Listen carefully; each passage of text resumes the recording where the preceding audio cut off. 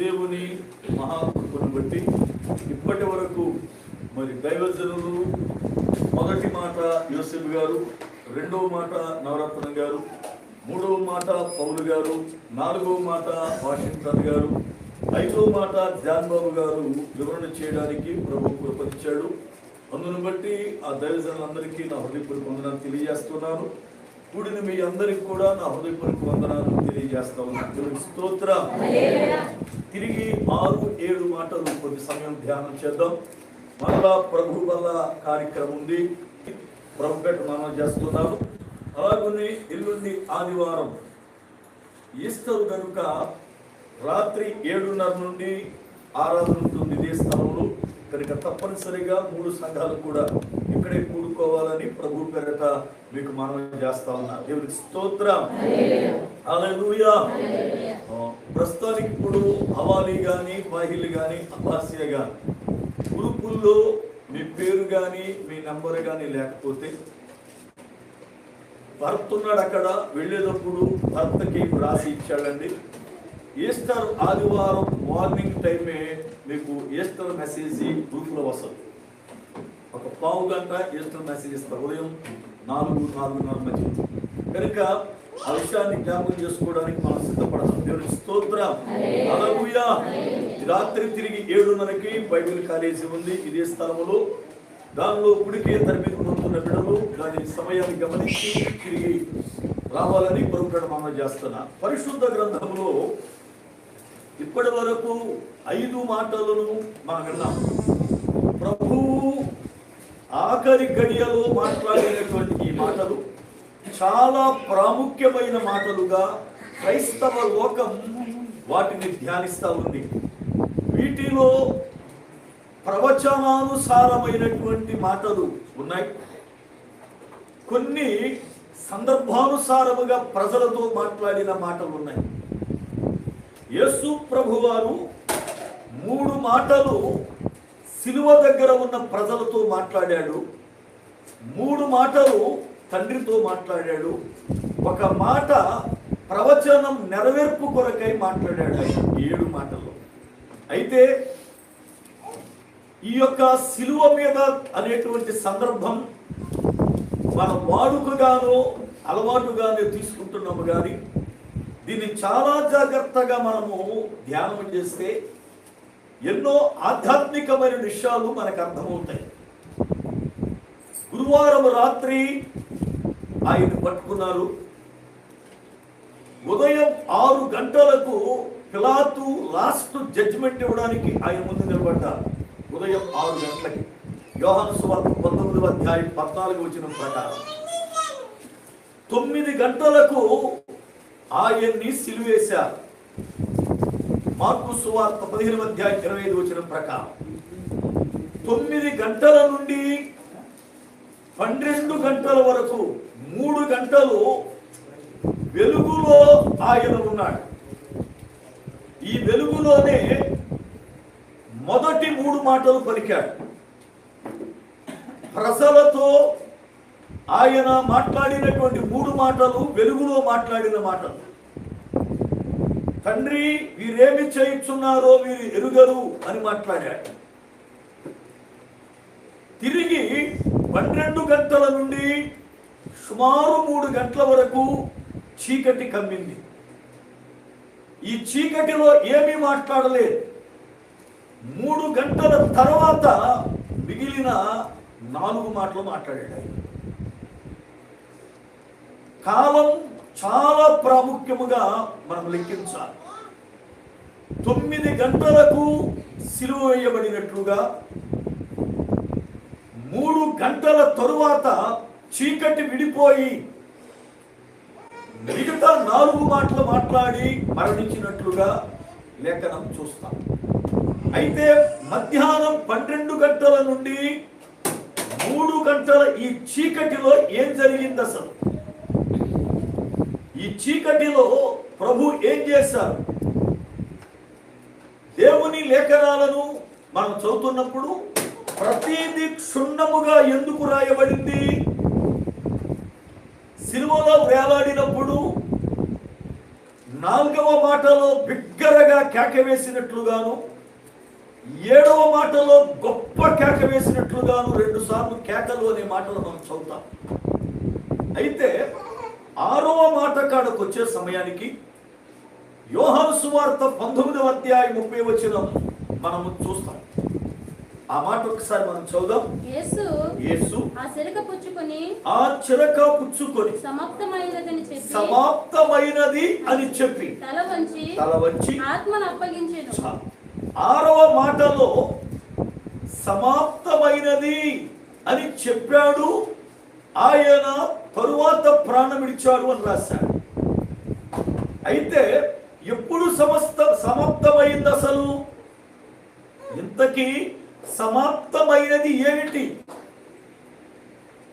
ప్రవచనాల అంటే ప్రవచనాలు ఇంకా సమాప్తం అవలా. ఆయన శిలువ మరణపు ప్రవచనాలు సమాప్తం అవలా. ఉదాహరణ చెప్పనా ఏం సమాప్తం అవ్వలేదో? ఆయన్ని పొడుస్తారు అన్నది ఇంకా సమాప్తం అవలా. ఆయన చనిపోయిన తర్వాత డొక్కలో పొడిచింది, ఆ ప్రవచనం సమాప్తం అవలా. జకర్యా గ్రంథం 12:10 వచనం. రెండవది, ఆయన ఎముకలలో ఒక్కటీను ఇరువబడదు అన్నది సమాప్తం అవల. కీర్తన గ్రంథం 34వ కీర్తన 20వ చరణం ప్రకారం. అలాగనే నా ఆత్మను అప్పగించుకొనుచున్నాను అన్న ప్రవచనం సమాప్తం అవల. కీర్తన 31:5 ప్రకారం. అలాగనే ధనవంతుని యొద్ద ఆయనకి సమాధి ఏర్పాటు చేయబడింది అన్న యెషయా గ్రంథం 53వ అధ్యాయం 9వ వచనం ప్రవచనం సమాప్తం అవల. ప్రవచనాలు సమాప్తం అవల. ఆయన సిలువలో ఆ మాట పలికినప్పుడు మరి ఏం సమాప్తమైందని ఆయన అన్నాడు? అయితే సిలువ పైకి ఎక్కిన తరువాత సమాప్తమైందా లేక ముందే సమాప్తమైపోయింది అసలు? సిలువ మరణమునకు ఎక్కిన తరువాత సమాప్తమైందా లేదు పులారా ముందే సమాప్తమైందా అంటే, యేసు ప్రభు వారు సిలువకు వెళ్ళక ముందే 2-3 రోజుల ముందు సుమారుగా ఆయన ప్రార్థన చేశాడు. వాక్యాన్ని మనం చదివితే ఆశ్చర్యం వేస్తుంది. సిలువలో ఆయన వేలాడక ముందే 2-3 రోజుల ముందు తండ్రికి ప్రార్థన చేసి ఈ మాట చెప్పాడు. ఆయన సమాప్తమైపోయిందని. చూస్తారా వాక్యాన్ని? చూడండి. యోహాను సువార్త 17వ అధ్యాయం 4వ వచనం. యోహాను సువార్త 17వ అధ్యాయం 4వ వచనం. చేయుటకు నీవు నాకు ఇచ్చిన పని నేను సంపూర్ణముగా నెరవేర్చి భూమి మీద నిన్ను మహిమపరచడం చాలు. సంపూర్ణంగా నెరవేర్చే అర్థం ఏంటి? సమాప్తమయ్యింది, నేను ఫినిష్ చేశా. తండ్రి, నీవు నాకు భూమి మీద ఏ పని అప్పగించావో అది నేను సంపూర్ణముగా చేసేసా. సిలువ మీద ఈ మాట పలకక ముందే కొన్ని రోజుల ముందు ప్రార్థన చేస్తూ చెప్పాడు తండ్రితో ఈ మాట. ఆయన, నీవు నాకు ఏ పనైతే భూమి మీద అప్పగించావో, ఏ పనైతే నేను చేయాలని లోకానికి వచ్చానో అది పూర్తయింది. పూర్తయింది గనుక ఆయన యోహాను సువార్త 19:30 వచనం పలకక ముందు 28వ వచనం ఎలాగ చదువుతాం? సమాప్తమైనదని ఎరిగి అంటాడు. అంటే ఆల్రెడీ ఆయనకి తెలిసింది పని పూర్తయిపోయింది అని. పని పూర్తయిపోయిన సంగతి తెలిసి ఆయన సిలువలో మాట్లాడుతున్నాడు. అయితే సిలువకు వెళ్ళక ముందే ఆ పని ఆయన పూర్తి చేశాడు. ఇంతకీ ఏంటా పని అసలు? యేసు ప్రభు వారు లోకానికి వచ్చినటువంటి పని ఏమిటి అసలు? యేసు ప్రభు వారు లోకానికి వచ్చినటువంటి కార్యం ఏమిటి? ఏ పని ఆయన సంపూర్ణము చేశాడు? ఏ పని ఆయన సంపూర్ణునిగా నెరవేర్చేశాడు? ఏ పనిని గురించి సమాప్తమైనది అని చెప్పాడు అనంటే, యేసు ప్రభు వారిని శరీరధారిగా అసలు లోకానికి పంపడానికి మూల కారణం హెబ్రీ పత్రిక 10వ అధ్యాయం 5వ వచనం నుండి చదువుదాం. 14వ వచనం. కాబట్టి ఆయన ఈ లోకమందు ప్రవేశించినప్పుడు ఇలాగు చెప్పుచున్నాడు, బలియు అర్పణయు కోరలేదు గాని నాకు ఒక శరీరమును అమర్చితివి, పూర్ణ హోమములను పాప పరిహారార్థ బలులను నీకిష్టమైనవి కావు. అప్పుడు నేను గ్రంథపు చుట్టలో నన్ను గూర్చి రాయబడిన ప్రకారం దేవా ఈ చిత్తము నెరవేర్చుటకు ఇదిగో నేను వచ్చి ఉన్నాను. 12వ వచనం చదువుదాం. అంతవరకు 12వ వచనం త్వరగా ముందుకెళ్దాం. ఈయనైతే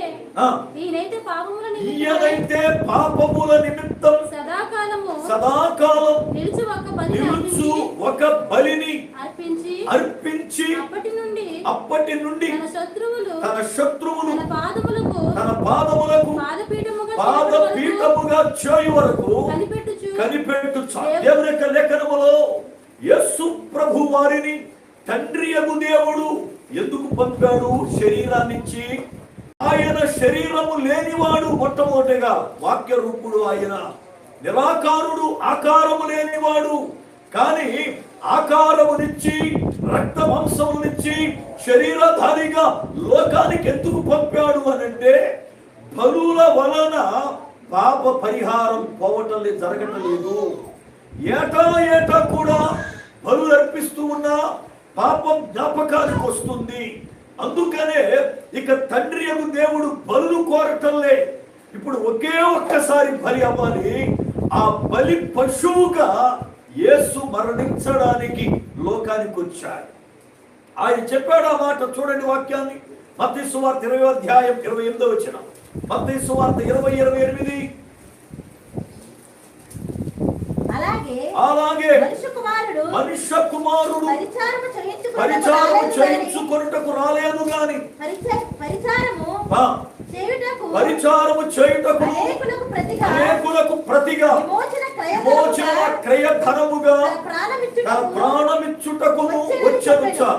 యేసు ప్రభువారు లోకానికి ఎందుకు వచ్చారు అనంటే ప్రాణం ఇవ్వడానికి. ఆయనను ఎవ్వరూ కూడా అప్పగించలే. ఆయన ఏ కార్యము నిమిత్తం వచ్చాడో ఆ కార్యము కొరకే తనను తానే అప్పగించుకున్నాడు. తనను తానే అప్పగించుకున్నాడు. యేసు ప్రభుని ఎవరు కావాలని అప్పగించలేదు, ఎవరు కావాలని చంపలే. లేఖనం నెరవేర్పు కొరకై ఆయన తనను తాను అప్పగించుకున్నాడు. లేఖనము నెరవేర్పు కొరకై ఆయన తాను ప్రాణాన్ని పెట్టాడు. లేఖనము నెరవేరుట కొరకై తిరిగి పునరుత్థానుడుగా ఆయన లేచాడు. అయితే యేసు ప్రభువారు ఏమి సమాప్తము చేశాడు అంటే, ఏం పూర్తిగా ముగించాడు అనంటే, ఏ బలి అర్పణ కొరకు వచ్చాడో ఆ బలి అర్పణ పూర్తిగా చేశాడు. ఇంతకీ యోహాను భక్తుడు యేసు ప్రభువారిని చూసి, ఇదిగో లోక పాపమును మోసుకొని పోవు దేవుని గొర్రె పిల్ల అని సంబోధించాడు. దేవుని గొర్రె పిల్లగా వచ్చిన ప్రభువు ఏ యొక్క బలియాగాన్ని చేశాడు? బలులు 5 విధాలు. మొదటిది దహన బలి, రెండవది నైవేద్య బలి, మూడవది సమాధాన బలి, నాలుగవది పాప పరిహారార్థ బలి, 5వది అపరాధ పాప పరిహారార్థ బలి. యేసు ప్రభు ఇంతకీ గొర్రె పిల్లగా ఒకేసారి ఆయన బలి అర్పించబడ్డాడు అంటే, ఈ 5 బలులలో ఏ బలిగా ఆయన అర్పించబడ్డాడు? ప్రధాన యాజకుడు ఏ బలిగా ఆయన్ని అర్పించాడు? ప్రధాన యాజకుడు ఏ బలిగా యేసుని పులారు అర్పించాడు అంటే, లేఖనముల ప్రకారం అపరాధ పరిహారార్థ బలిగా ఆయన చనిపోతాడు అని వాక్యం బోధించింది. యెషయా గ్రంథం 53వ అధ్యాయం 10వ వచనం. యెషయా గ్రంథం 53:10. అతని నలుగగొట్టుటకు యెహోవాకు ఇష్టమాయెను. ఆయన అతనికి వ్యాధి కలుగజేసెను. అతడు తనను తానే అపరాధ పరిహారార్థ బలిగా చేయగా అతని సంతానం చూచును అతడు దీర్ఘాయుష్మంతుడగును అనగా దేవుని యొక్క లేఖనమును బట్టి ఇప్పుడు ఆయన ఏ బలి అవ్వాలి? అపరాధ పాప పరిహారార్థ బలి. అపరాధ పాప పరిహారార్థ బలి ఎలా ఉంటుంది అంటే, దహన బలి ఎలా ఉంటుందో, దహన బలికి పశువును ఎక్కడ వధిస్తారో దహన బలిలాగానే అపరాధ పరిహారార్థ బలి ఉంటుంది. లేవికాండం 7వ అధ్యాయం 1వ వచనం. లేవికాండం 7వ అధ్యాయం 1వ వచనం. అపరాధ పరిహారార్థ బలి అతి పరిశుద్ధము. దాన్ని కూర్చిన విధి ఏదనగా, దహన బలి పశువులను వధించు చోట అపరాధ పరిహారార్థ బలి రూపమైన పశువులను వధింపవలెను. అనగా అపరాధ పరిహారార్థ బలి ఎలా చేయాలి అంటే, దహన బలి ఎలా జరుగుతుందో అలాగూ చేయాలి. దహన బలి ఎక్కడ అర్పిస్తామంటే బలిపీఠం ముందు. కనుక ఇప్పుడు అపరాధ పరిహారార్థ బలి కూడా అలాగే బలిపీఠం ముందు జరగాలి. యేసు ప్రభువుని గొర్రె పిల్లగా ఆయనను కులారా దహన బలిగా అర్పణ చేయాలి. అయితే దేవుని యొక్క లేఖనములో మనం జాగ్రత్త గమనించాలి. ఉదయం 6 గంటల నుండి జడ్జిమెంట్ అయ్యింది, సిలువ దగ్గర తీసుకెళ్లారు, 9 గంటలకు సిలువేశారు. ఇది ఒక జాము. రాత్రికి 4 జాములు ఉన్నట్లుగా పగటికి కూడా 4 జాములు ఉంటాయి. సాయంత్రం 6 నుండి రాత్రి 9 గంటల వరకు మొదటి జాము రాత్రుల్లో. అలాగే పగటి వేళ ఉదయం 6 గంటల నుండి 9 గంటల వరకు ఇది మొదటి జాము. 9 గంటల నుండి 12 గంటల వరకు ఇది రెండో జాము. 12 గంటల నుండి 3 గంటల వరకు ఇది మూడో జాము. 3 గంటల నుండి 6 గంటల వరకు ఇది 4వ జాము. అయితే ఇశ్రాయేలీయులతో దేవుడు మాట్లాడిన మాట ఏమిటి అంటే, దహన బలి నిత్య బలిగా మీరు అర్పించేటప్పుడు ఉదయము సాయంత్రం 2 పూటలు కూడా దహన బలి అర్పించాలి. 2 మగ గొర్రె పిల్లలను మీరు సిద్ధపరచి, ఉదయం 1 అంటే 6 గంటల నుంచి 9 గంటల్లో మొదటి జాములో 1, సాయంత్రం 3 గంటల నుండి 6 గంటల లోపు రెండవది. ఈ 2 కూడా దహన బలిగా మీరు అర్పించాలి. యేసు ప్రభువుని సిలువ వేసిన టైం మొదటి జాము. ఆయన ప్రాణం విడిచిన టైం ఆఖరి జాము, సాయంత్రపు వేళ జాము. జాగ్రత్త, 4వ జాము. ఈ సమయం చాలా జాగ్రత్తగా మీరు గమనించాలి. ఎందుకు అని అంటే, జాము అనేది పులారి ఎందుకు తెలవాలి అంటే, బలి అర్పణ జరిగినప్పుడు వాడు ఎప్పుడు పడినప్పుడు బలి ఇవ్వడానికి లేదు. దేవుని వాక్యాన్ని మనం రూల్గా చదువుకోవడం కాదు, కానీ కాలాలు కాస్త మనం గమనించాలి. పరిశుద్ధాత్మ దేవుడు భూమి మీదకి ఏ జాములో వచ్చాడు చెప్పగలరా?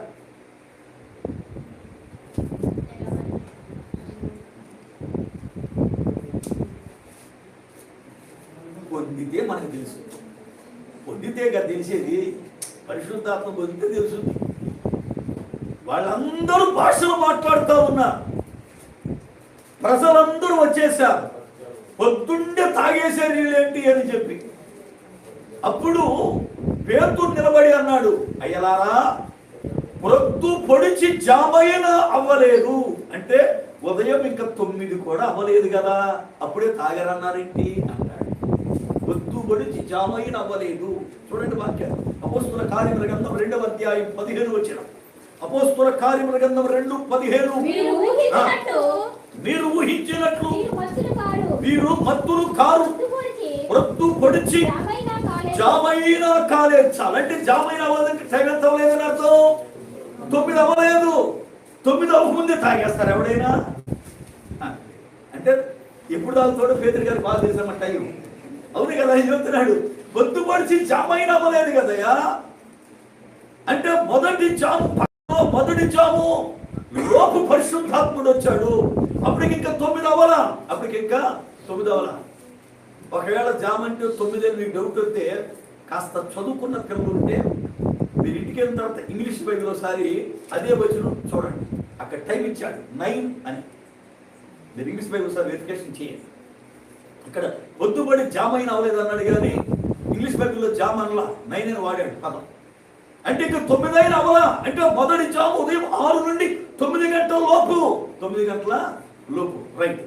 ఇప్పుడు సాయంత్రం అనేది 3 గంటల నుండి 6 గంటల వరకు దేవుని లేఖన ప్రకారం ఇశ్రాయేలీయులైన వారు ఎప్పుడు ప్రార్థించేవారు అంటే ఉదయము వేళ, సాయంత్రం వేళ.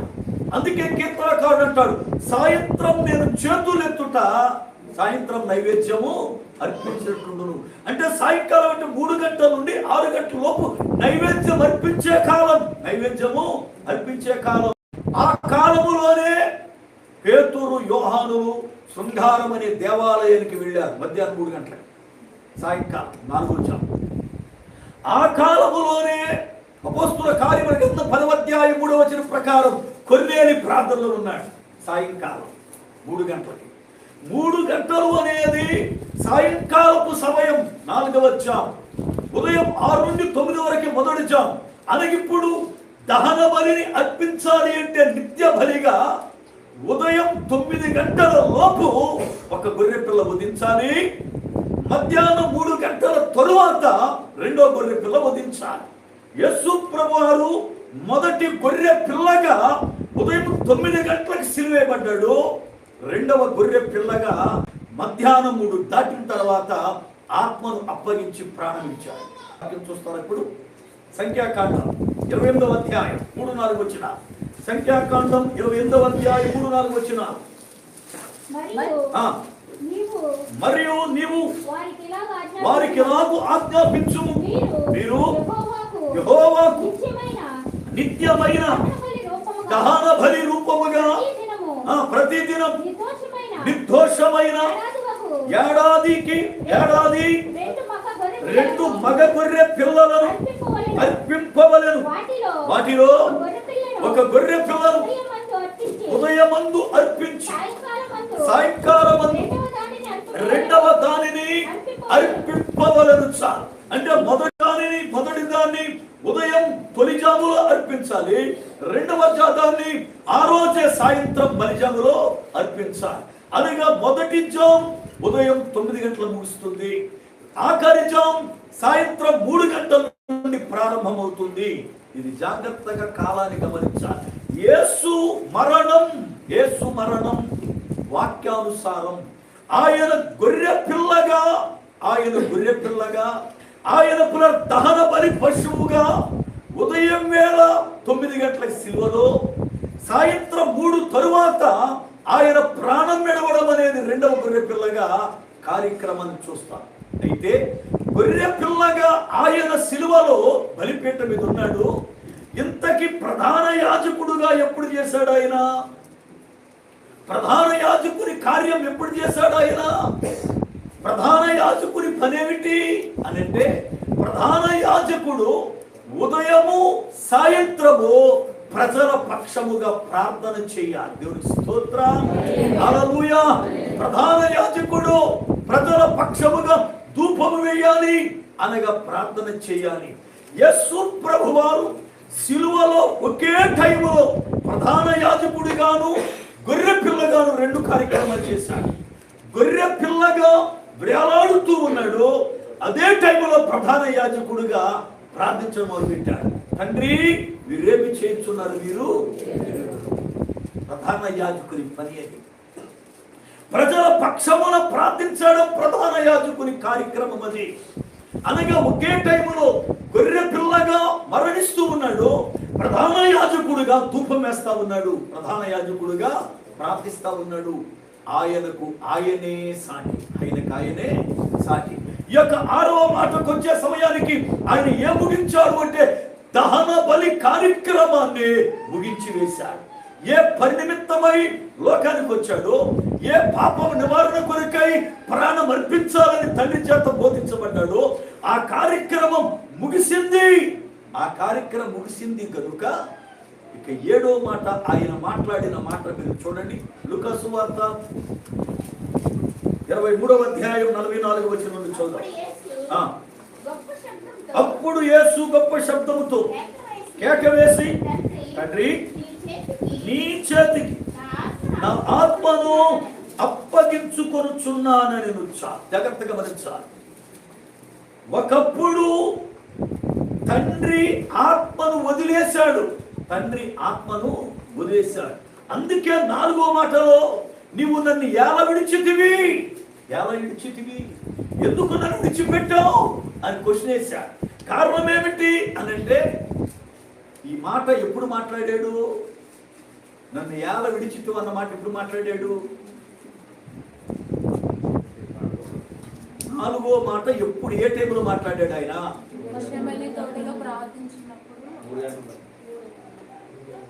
4వ మాట ఎప్పుడు మాట్లాడాడు? అక్కడ పరలోకం ద్వారా మీరు పనికి మాలిన రకం అన్నమాట. మీరు ఇన్ని సంవత్సరం బట్టి వాక్యం విన్నారు, ఏమింటున్నట్టు మీరు? ఎందుకు అటువంటి గుడికే 7 మాటల్లో ఏ మాట నేను చాలా క్లియర్గా చెప్పాను. 12 గంటలకు ముందు 3 మాటలు మాట్లాడాడు. 12 గంటల నుండి 3 గంటల వరకు కటిక చీకటి గమ్మింది. 3 తర్వాత 4 మాటలు మాట్లాడాడు. చాలా స్పష్టంగా చెప్పి మీకు నేను, అంటే వాక్యం ఎక్కట్లా బుర్రకి కదా, చెత్త ఉంది లోపల చెత్త ఉందన్నమాట. ఆ చెత్త పోతే వాక్యం లోపలికి వెళ్ళదు. వాక్యం చాలా స్పష్టంగా చెప్పాను మీకు నేను. మధ్యాహ్నం 12 గంటల నుంచి 3 గంటల వరకు చీకటి గమ్మింది. చీకటి విడిపోయిన తరువాత 3 తర్వాత 4 మాటలు మాట్లాడాను. అంటే 4వ మాట ఎప్పుడు మాట్లాడాడు అంటే, చీకటిలో నుండి బయటకు వచ్చిన తరువాత. చీకటిలో నుండి బయటకు వచ్చిన తరువాత. చీకటిలో నుండి బయటకు వచ్చిన తరువాత ఎందుకు ఆ మాట మాట్లాడాడు? అసలు ఏం జరిగింది చీకట్లో? ఎందుకు ఆ మాట అనవలసి వచ్చింది? చీకట్లో అసలు ఏం జరిగింది? చీకట్లో ఏం జరిగింది అంటే, అంధకార సంబంధులతో పోరాటం. లూకా సువార్త 22వ అధ్యాయం 53వ వచనం. లూకా సువార్త 22:53. నేను అనుదినము మీ చెంత దేవాలయములో ఉన్నప్పుడు మీరు నన్ను పట్టుకొనలేదు. అయితే ఇది మీ గడియయు అంధకార సంబంధమైన అధికారం అనొచ్చా. అనగా ప్రభువుని పట్టుకోవడానికి వచ్చినటువంటి సమయం అంధకార సమయం, అధిక చీకటి సమయం. ఆ చీకటి సమయంలో అంధకారులతో ఆయన పోరాటం. కొలసీ పత్రిక 1వ అధ్యాయం 13వ వచనం. కొలసీ పత్రిక 1వ అధ్యాయం 13వ వచనం, 2వ అధ్యాయం 13 నుండి 15 వరకు. ఆయన మనలను అంధకార సంబంధమైన జాగ్రత్తగా గమనించాలి. ఆయన మనలను అంధకార సంబంధమైన అధికారములో నుండి, ఇప్పుడు అంధకార సంబంధమైన అధికారములో విడుదలవ్వాలి అంటే ఆ అంధకార సంబంధమైనటువంటి దానిని ఆయన వేసుకున్నాడు భుజాన. ఏమిటి అంధకార సంబంధమైందంటే పాపం. ఇప్పుడు ఆ చీకటిలో వాళ్ళతో పోరాడి, వాళ్ళతో పెనుగులాడి, ఆ పాపాన్ని నేను అనుభవిస్తా, వాళ్ళ కొరకు నేను రక్తం చిందిస్తా, వాళ్ళని విడిచిపెట్టమని ఇదిగో వాళ్ళతో ఏకీభవించడానికి ఇష్టం లేక పోరాడి వాళ్ళతో గెలవడానికి పెనుగులాడి ఆ పాపాన్ని ఆయన వేసుకున్నాడు. 3 గంటలకు చీకటి విడిపోయింది. ఇప్పుడు ఎలా ఉన్నాడు అంటే పాపిగా. మధ్యలో చీకట్లో జరిగిన కార్యం అదే. చీకటికి ముందు తండ్రి అని పిలిచాడు, క్షమించని రికమెండేషన్ చేశాడు. చీకటికి ముందు నాతో ఉంటావులేవా పరదేశంలో వాగ్దానం ఇచ్చాడు. చీకటికి ముందు తల్లి ఇదిగో నీ కుమారుని అప్పగించాడు. కానీ చీకటి అయిన తరువాత తండ్రి అనలా. తండ్రి వదిలేశాడు. ఎందుకో తెలుసా? ఈ చీకటిలో వాళ్ళ యొక్క పాపాన్ని ఈయన వేసుకున్నాడు గనక ఇప్పుడు ఈయన పాపి అయ్యాడు. ఈయన పాపి అయ్యాడు. కొరింథీ 2వ పత్రిక 5వ అధ్యాయం 21 వచనం. కొరింథీ 2వ పత్రిక 5:21. ఎందుకనగా మనము ఆయన యందు దేవుని నీతి అగునట్టు పాపమెరుగని ఆయనను మన కోసం పాపముగా చేశాను. పాపమెరుగని ఆయనను మన కొరకు తండ్రి దేవుడు పాపిగా చేశాడు. ఈ చీకట్లో అంధకార శక్తులతో పోరాడి వాళ్ళ అధికారాన్ని జయించడానికి ఆయన మన పాపానంతా ఆయన మీదేసుకున్నాడు. ఇప్పుడు చీకటి తొలగింది, తండ్రి వదిలేశాడు.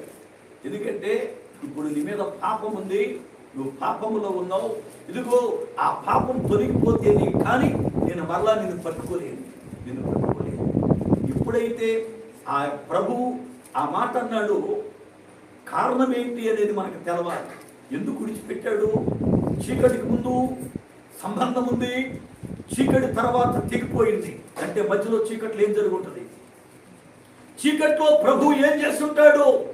ఈ చీకట్లో తోడుండవలసిన తండ్రి ఎందుకు విడిచిపెట్టాడు అంటే ఆయన పరిశుద్ధుడు కనుక. కుమారుడు పాపి అయిపోతే పట్టుకోలేకపోయాడు, వదిలేశాడు. ఆ తరువాత నేను ముగించాను అని చెప్పినప్పుడు తండ్రి మరలా తిరిగి దగ్గరికి చేరాడు. ఆ దగ్గరికి చేరినప్పుడు ఇక లాస్ట్లో, అయ్యా నువ్వు ఏ పని అయితే అప్పగించావో ఆ పని చేశాను నేను, ఇక నాకు ఇక్కడ పని లేదు, నా ఆత్మను మీకు అప్పగిస్తున్నానని ఆత్మను అప్పగించాడు. లోతుకి వెళ్తాను, ఎందుకంటే సబ్జెక్ట్ కావాలి, నాకు టైం పరిగెడతాను. నాకు ఇప్పుడు అర్థమైంది ఏంటంటే మీకు ఎంతలో చెప్పిన వేస్ట్ అని వాక్యం. అనవసరంగా పిచ్చోళ్ళగా నేనే బైబిల్ అంతా రాత్రులు తిరగేసి బోర్రేసి కోటిబడి దేవుని దగ్గర పెనుగులాడి వాక్యం సిద్ధపరచుకు బోధిస్తున్నాను, కానీ మీకు ఇది అంత వేస్ట్ అనిపించింది అంతే. ఎందుకంటే ఇన్ని సంవత్సరాలు గుడ్ ఫ్రైడే ఏమంటే వింటున్నారు, 4వ మాట ఎప్పుడు మాట్లాడంటే మీకు అర్థం కావాలంటే మీరు ఎంత బైబిల్ ఏంటి గుర్తుపెట్టుకున్నా నాకు అర్థమవుతుంది. మీకు ఎంత లోతైన వాక్యం అక్కర్లా. నాకు తెలిసి ఏంటంటే జక్కే చెట్టు ఎక్కాడు, మరి మీ ఇంటికి వేసుకుని వెళ్ళాడు, ఏంటి వంట చేస్తా ఉంది, దేవుడు స్తోత్రం అని సరిపోతుంది బోధ అంతే. కానీ దేవుడు అలా నన్ను చేయలే. అలా చెప్పే బోధ అయితే ఈ పాటికి ఎంత బాగుండో. మిమ్మల్ని లోతుకు నడిపించి వాక్య గ్రంథములో మిమ్మల్ని బలవంతులుగా చేసి దేవుని రాజ్యాన్ని సిద్ధపరచాలని ఆశ. కానీ మీరు చూస్తే ఇంకా మీరు ఇక్కడే లొడబంతి ఆట ఆడుతున్నారు చిన్నపిల్లలాగా. లోతు చెప్పడం అనేది వేస్ట్ అనిపిస్తున్నా. ఎంత మూల్యమైనటువంటి సత్యాలు మనం వింటున్నాం ఈ రోజున. ఉదయం 9 గంటలకు ఎందుకు సిలువబడ్డాడు, 3 గంటల తర్వాత ఎందుకు చనిపోయాడు ఆయన, అసలు ఏం జరిగింది సిలువ పైన, ఎందుకు ఆయన ఈ మాటలు మాట్లాడుతున్నాడు, ఎంత అమూల్యమైనటువంటి మాటలు. ఎప్పుడైనా వాడికి అయిపోతుంది అంతే. సంవత్సరం వచ్చి గుడిగుడి అవుతుంది, చేసుకుంటున్న వాడికి అయిపోతుంది అంతే. అంతప్ప తర్వాత ఏం జరిగింది తెలియదు మనకి జీవితాలు. ఈ సిలువ మరణం ద్వారా అసలు ఏం జరగాలి, ఏం జరుగుతుంది మన జీవితంలో అర్థమలేనటువంటి పరిస్థితులు అయిపోయేవారు. చాలా చావుకునగా వేదంతో జ్యోతులు ఈ మాటలు. మీరు ఎంతో ఆత్మలో ఎదగాలని వాక్యంలో బలపడాలని ఆశపడుతున్నాను, కానీ మీకు ఏమి కూడా మనసులోకి ఎక్కినట్టు ఏం కనపడుతుంది అంటే లోకం ఉంది ఎక్కువ పొరలో. అందుకని వాక్యం ఎక్కట్లా. జాగ్రత్తగా గమనించాలి. ఆఖరి మాట పుట్టించి పోయి పెట్టేస్తా. తండ్రి నా ఆత్మను నీకు అప్పగిస్తున్నానన్నాడు. 2 మాటలు. ఒకటి, ఆయన ఏ పని కొరకు వచ్చాడో అది ముగించాడు. నిన్ను దేవుడు ఊరికినే పుట్టించలేదు. గుర్తుపెట్టుకో, భూమి మీద ప్రతి మనిషిని దేవుడు ఊరకనే చేయలేదు. ప్రతి వ్యక్తి జీవితంలో ఒక కార్యం ఉంది, దాని కొరకే నిన్ను భూమికి పంపించాడు. మీరు చూడండి, ఈ పుస్తకం ఉందంటే ఊరినే తయారు చేశాడు, తయారు చేసినాడు. ఈ స్పెట్స్ ఉన్నట్టు ఊరినే తయారు చేశాడా? కనీసం ఫోన్ ఉంది ఊరినే తయారు చేశాడా? లేదు కదా. ప్రతి దానికి ఒక పని ఉంది. దేవుడు నిన్ను కూడా చేశాడు అంటే ఒక పని ఉంది. అయితే నువ్వు దేవుడితో ఈ మాట చెప్పగలవా? ఏ పని నిమిత్తం నన్ను లోకానికి పంపించావో, ఏ పని నిమిత్తం నేను నా తల్లి గర్భం నుండి భూమికి పడ్డానో ఆ పనిని సంపూర్ణము చేశానయ్యా అని దేవుని ఎదుట చెప్పగలవా? రేపు సిగ్గుపడాలనుకుంటున్నా, సిగ్గుపడాలా? బైబిల్లో రాయబడిన మాట జకర్యా కొరకు అతడు 10 దినములు సంపూర్ణమైనప్పుడు ఇంటికి వెళ్ళెను. నీ పని సంపూర్ణమయ్యిందా? అసలు ఇంతకీ ఎప్పుడైనా ప్రార్థన చేశావా? ప్రభువా, ఎందుకు నన్ను పుట్టించావు లోకంలో?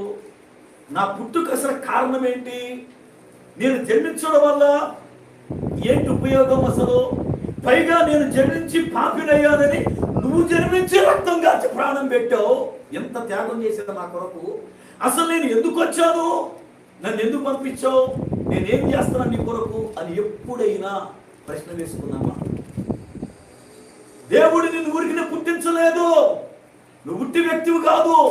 దేవుని చేత ఒక ఆలోచన కలిగి పుట్టించబడిన వ్యక్తివి. సృష్టిలో నువ్వు పుట్టావు అనంటే నీ ఎడల ఒక ఆలోచన ఉంది. అంతేగాని నువ్వు తిని, నువ్వు తాగి, నువ్వు తిరిగి నిష్ఠానుసారంగా ఉంటావని కాదు దేవుడు నిన్ను పుట్టించింది. నిన్ను కూర్చో ఒక ఆలోచన ఉందా ఆయనకి? ఎప్పుడైనా తెలుసుకున్నావా? అయ్యా, నేను ఎందుకు జన్మించాను? నా జన్మకు కారణమేమిటి? నా జన్మ కారణం ఏమిటి అడగాలి. రెండవది, ఆయన మాదిరి చూపిస్తా ఉన్నాడు. ఏంటో తెలుసా?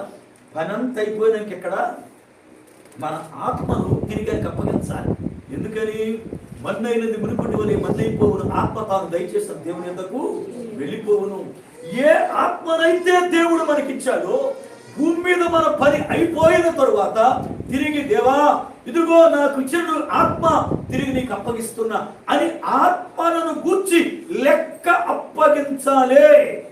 పేతురు రాసిన మొదటి పత్రిక 4:19. పేతురు రాసిన మొదటి పత్రిక 4:19. కాబట్టి దేవుని చిత్త ప్రకారం బాధపడువారు సత్ప్రవర్తన గలవారై నమ్మకమైన సృష్టికర్తకు తమ ఆత్మలను జాగ్రత్తగా ఉంచాలి. మన ఆత్మను అప్పగించుకోవాలి. నువ్వు అప్పగించుకోవడానికి సిద్ధంగా ఉన్నావా? అప్పగించుకోవాలంటే ఆయన చెప్పిన పని సంపూర్తి చేసి ఉండాలి. లేకపోతే ఏం జరుగుతుంది తెలుసా? ఆయనకు గాని నీ ఆత్మను అప్పగించుకోకపోతే నీ ఆత్మను ఆయన వేరే వాళ్ళకి అప్పగిస్తాడు. లోతుకెళితే గుండె అవిసి చచ్చిపోతాం. వాక్యం లోతుగా మీరు స్టడీ చేస్తే ఏదో 3 ముక్కలాంటికి అక్కడ ముక్క కాదు. వాక్యం కొంచెం లోతుగా మీరు స్టడీ చేయండి, గుండె పగిలిపోతాం. నేను అందుకే ఈ రోజుల్లో ఎవరు వాక్యం చదువుతున్నారంటే నేను అంతగా పట్టించుకోవట్లా. ఎందుకంటే వాక్యం అనుభవం లేకుండా తయారైపోయే పిచ్చి పనులను చేస్తున్నాడు. రేపొద్దున ఎవరు తీర్పు కీళ్ళే బాధ్యులైపోతున్నాడు. వాక్యం లోతుకెళితే గుండె పగులుతుంది. ఎందుకు చెప్పనా? యేసు ప్రభువులాగా మన ఆత్మను తండ్రికి అప్పగించలేకపోతే ఆయనే మన ఆత్మను అప్పగిస్తాడు. ధనవంతునితో మాట్లాడాడు, ఓరి వెర్రివాడా, ఈ రాత్రి నీ ప్రాణమును అడుగుచున్నాడు. వాళ్ళకి ఇచ్చేస్తాడు. ఆయనకి ఇస్తావా నీ ఆత్మను, లేక ఆయన నీ ఆత్మను వాళ్ళకి ఇమ్మంటావా? ఆలోచించి. ఇప్పుడు వాళ్ళకిస్తే నరకమే. వాళ్ళకిస్తే నరకం తీసుకుపోతారు. ఎవరు వాళ్ళు అంటే మరణం మృత్యులోకం. ఇద్దరు వాళ్ళు, మరణం మృత్యులోకం. వీళ్ళిద్దరు ప్రభుని అడుగుతున్నారు, దేవా వాడి ఆత్మ నాకు ఇచ్చాయి. వాడు కరెక్ట్ కాదు, వాడు ఎంత బాగున్నా వాడు మారలా. ఎందుకంటే మరణం బయలుదేరి వస్తుంటే మృత్యులోకం బయలుదేరింది. చూడండి వాక్య గ్రంథాన్ని, ప్రకటన గ్రంథం 6వ అధ్యాయం, ప్రకటన గ్రంథం 6వ అధ్యాయం 7వ వచనం నుండి.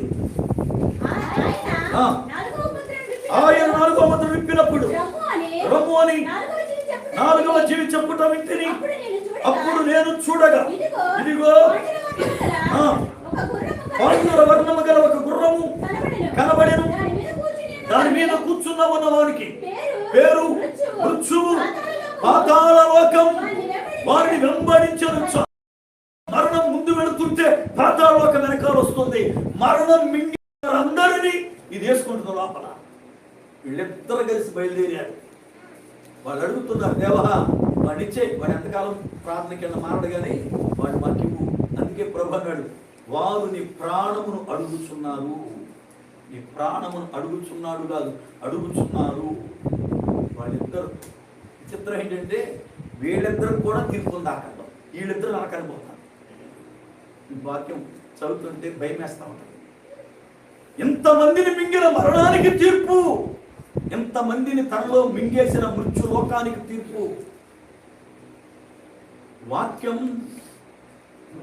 భయం పుట్టిస్తా ఉంది, భయం పుట్టిస్తా ఉంది. ఎందుకో తెలుసా?